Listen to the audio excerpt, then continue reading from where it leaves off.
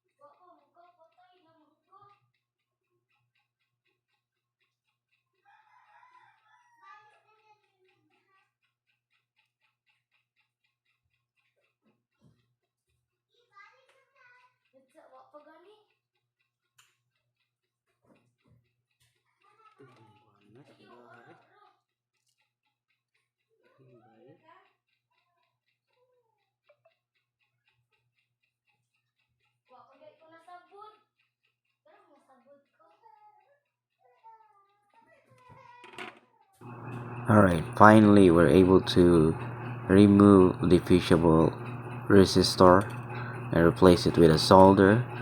So let's go ahead and test the battery to the phone.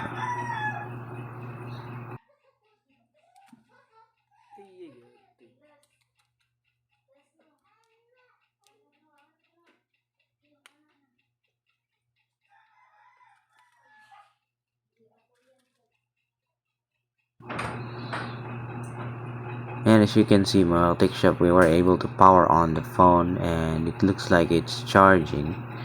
So we are now safe to assemble the phone again and inform the customer that the phone has been fixed. So if you're interested in this kind of video, mga tech shop, don't forget to like and subscribe to my YouTube channel, and you can also check the link on the description for the tools that I've been using in my repairs. Alright, let's go.